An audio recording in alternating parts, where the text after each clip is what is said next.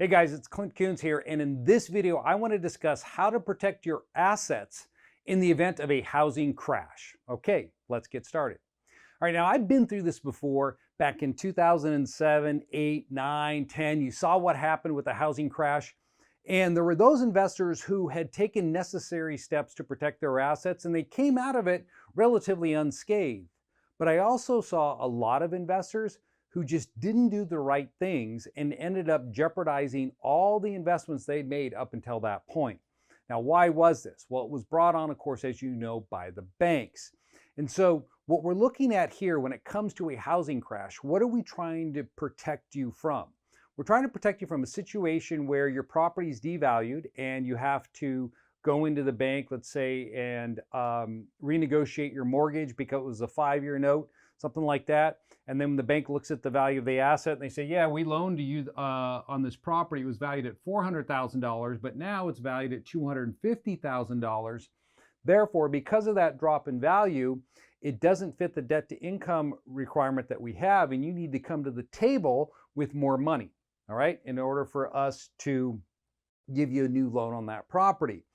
The other situation that would come up is that someone would buy a piece of property, $400,000, for example, and it's bringing in at this point in time $1,800 a month in rent. But then when the crash hits, the rental income drops down to $1,500 a month because there's more properties out there now, and the tenants, of course, only paying $1,500 doesn't pay you enough to cover your mortgage, so then you fall into default on your mortgage. They foreclose, and maybe there's a deficiency judgment because you've also had a decline in the property value. My point in telling you all this is that when it comes to asset protection planning, you got to think about more than just what most people do is, these protecting real estate in LLCs.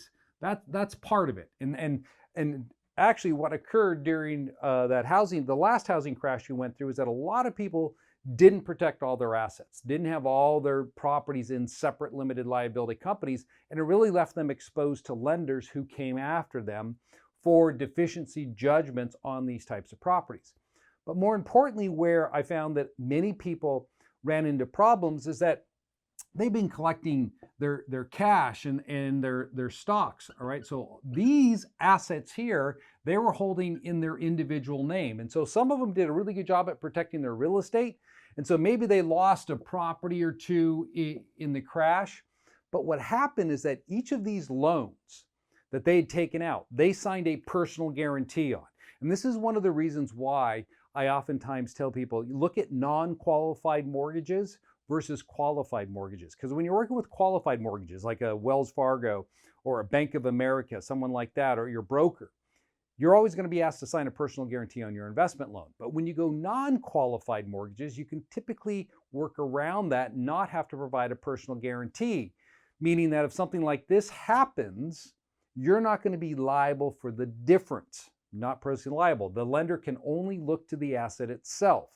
Now, in this scenario where most people are in qualified mortgages and there's a deficiency judgment entered against someone for, say, $300,000, and it could be worse than that. I mean, I've seen situations where people's businesses started to fail and they were in long-term lease agreements, and then the lessor came after them for the remaining portion of the term. And so these types of judgments can create havoc in our lives.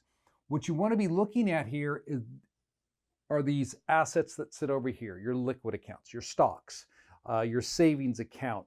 Those, you don't want to have a big checking account balance in your own name, because these assets right here is what a creditor is going to latch onto. Because all they need to do, if they get a judgment against you, is they can go down to the institution where you actually have your money and file what is referred to as a writ of garnishment.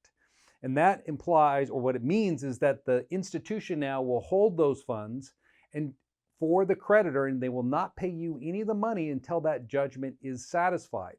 So the way you protect this is you take these types of assets right here and you put those in an LLC. I typically like to put these in a Wyoming limited liability company. So I get these out of my name. And then the other area where people start running into issues is their investment property. If the bank came after them and got a judgment against them, then their investment property, right, would then turn into a lien on their personal residence because their personal residence was in their name. So you should focus on taking your personal residence, getting it out of your name and putting it into a land trust, okay, with a nominee trustee. So your name doesn't appear on there. So you want to use a nominee trustee for your personal residence. So at the end of your structuring, you should have very few assets or any titleable assets. There shouldn't be any titleable assets that exist in your name except a personal checking account. And that should not have a huge balance. So if you're concerned about a possible crash coming and what the implications may be for you, for your business, in working with lenders, and working with maybe a lessor or something like that, you need to be taking steps now to get this stuff set up. Because at the point in time where it happens and it rolls up on you, there's nothing someone like Anderson could do for you at that point in time. This type of planning has to take place earlier, sooner rather than later. So guys, these are just some of the things you ought to be considering. One last point I'd throw out there: if you have a self-directed IRA or an IRA and you have to live in a state that does not recognize protections for IRAs, you may want to consider setting up a solo 401k plan. Set up a business and put a solo 401k off that business, roll your IRA money into the 401k plan. Therefore, you can pick up protections under ERISA to keep those assets protected from a creditor. Now, there are only a handful of states out there that don't provide protections for IRAs. If you're not familiar with those states, check out one of my other videos on my channel where I discuss asset protection and IRAs. And I believe, if I recall, in the show notes itself, I have a list of those states that you should watch out for. Hope you got something out of this video. If you like it, smash the like button. And if you're not yet a subscriber, be sure to subscribe to the channel so you get updates every time I release another video. Take care.